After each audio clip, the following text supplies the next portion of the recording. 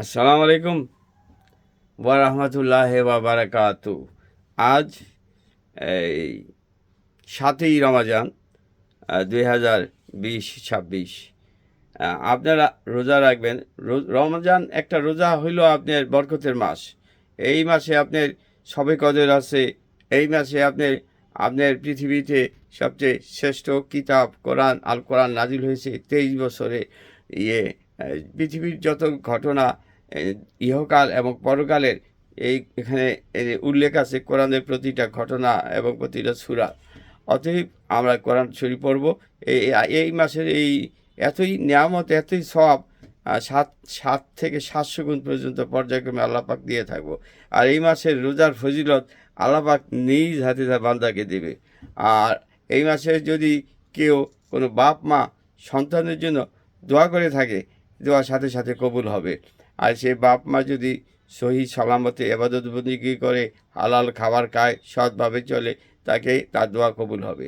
আর যে রোজা রাখে সে সম্পূর্ণ হালাল খাবার খেয়ে ইবাদত বন্দেগী করে রোজার নিয়মকানুন মেনে চলে, যদি সে দোয়া করে তার দোয়া কবুল হবে। আর আপনি সে মুসাফির, আল্লাহর জন্য মুসাফির, সে সফরে আসে, সে যদি দোয়া করে তাও আল্লাহর রহমতে কবুল হবে। আপনারা ভালো ভালো কাজ করুন, এটা সওয়াবের মৌসুম। যে যত বেশি সওয়াব কামাইতে হবে সে তত বেশি ভাগ্যবান।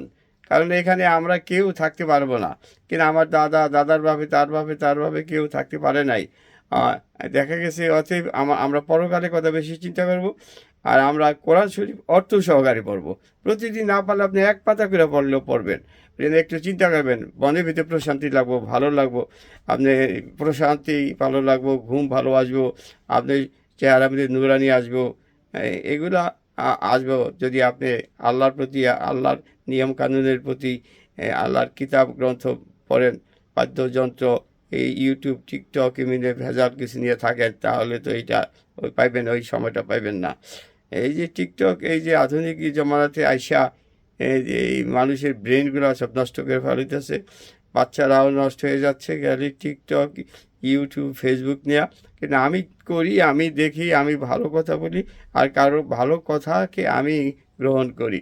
আর সেটা কোরআনের কথা, সামাজিক উন্নয়নের কথা, আপনি ভেজালের বিরুদ্ধে কথা, মানবতার কথা, সৃষ্টিশীল কথা। আপনি ভালো থাকুন, সুস্থ থাকুন, ভালো ভালো কাজ করুন। কারণ আপনি নবী রাসূল যেভাবে সাহাবা একরাম চলছে, সেভাবে আমরা কাজ করব, খাওয়া দাওয়া করব, জীবনযাপন করব, মানুষের সাথে ভালো ব্যবহার করব, ভালো ইবাদত করব। ভালো ব্যবহার হলো একটা ইবাদতের বড় অংশ। আপনি ভালো থাকুন, সুস্থ থাকুন। কারণ যার সাথে আপনি ভালো ব্যবহার করলেন, তার মনে যদি খুশি লাগে, যে আল্লাহ সেটা গঠন করে। থ্যাংক ইউ, ধন্যবাদ। ইয়া জালালি ওয়াল ইকরাম।